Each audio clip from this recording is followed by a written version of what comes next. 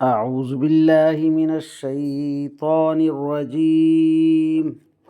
بسم الله الرحمن الرحيم. وما كان المؤمنون لينفروا كافة فلولا نفر من كل فرقة منهم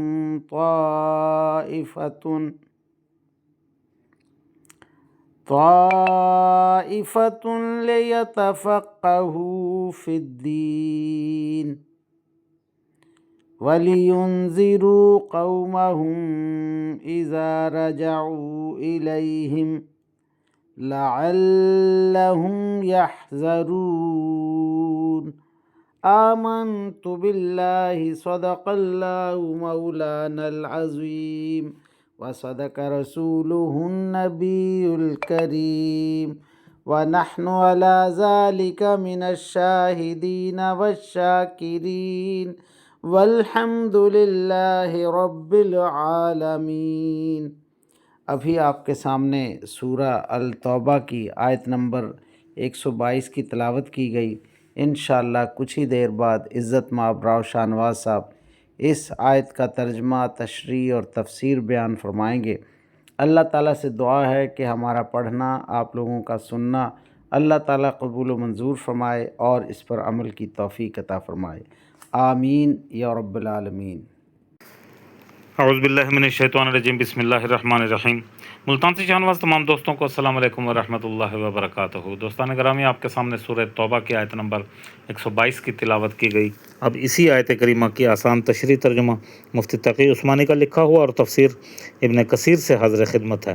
اللہ تعالیٰ قرآن پاک میں ارشاد فرما رہا ہے، اور مسلمانوں کے لیے یہ مناسب نہیں کہ وہ ہمیشہ سب کے سب جہاد کے لیے نکل کھڑے ہوں، لہٰذا ایسا کیوں نہ ہو کہ ان کی ہر بڑی جماعت میں سے ایک گروہ جہاد کے لیے نکلا کرے، تاکہ جو لوگ جہاد میں نہ گئے ہوں وہ دین کی سمجھ بوجھ حاصل کرنے کے لیے محنت کریں، اور جب ان کی قوم کے لوگ جو جہاد پر گئے ہیں ان کے پاس واپس آئیں تو یہ ان کو متنبہ کریں تاکہ وہ گناہوں سے بچ کر رہیں۔ اللہ اکبر۔ اب ان آیات کریمہ کی تفسیر ابن کثیر سے عنوان ہوتا ہے جہاد فرض کفایہ ہے، یہ اس کا بقیہ حصہ ہے۔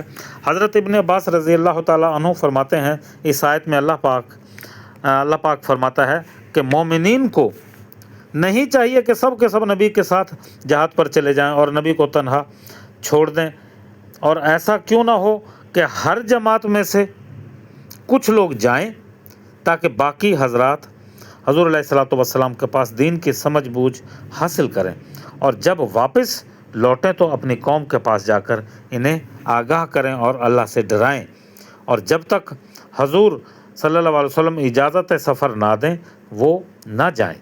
اور ان جماعت کے غیاب کے زمانے میں جو قرآن اترا ہے ان کو حضور علیہ الصلوۃ والسلام کے پاس رہ جانے والے لوگ واقف کر دیں اور کہیں کہ اللہ نے نبی پر یہ قرآن نازل کیا تھا، ہم نے سیکھ لیا، اب تم سفر سے واپس آئے ہو تو تم بھی سیکھ لو، اور پھر اب کہ دوسری جماعت بھیجی جائے اور وہ جہاد کرے۔ اللہ اکبر۔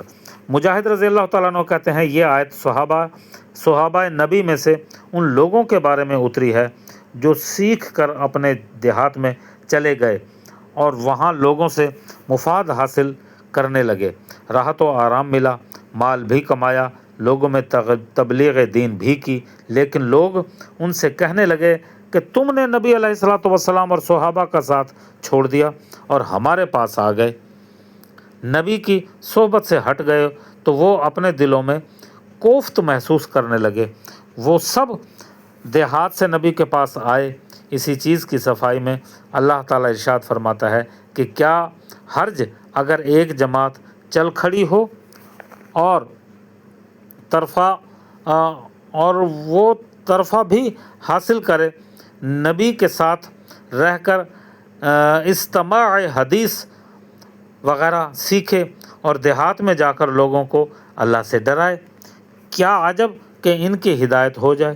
قتادہ رضی اللہ تعالیٰ عنہ کہتے ہیں کہ یہ آیت اس موقع پر اتری کہ جب حضور علیہ الصلوۃ والسلام نے لشکر کشی کے لیے فوج بھیجی تھی۔ اللہ نے انہیں اس بات کے لیے مامور کر رکھا نبی کریم صلی اللہ علیہ وسلم کا ساتھ لڑیں، لیکن دوسری جماعت رسول کے ساتھ رہے تاکہ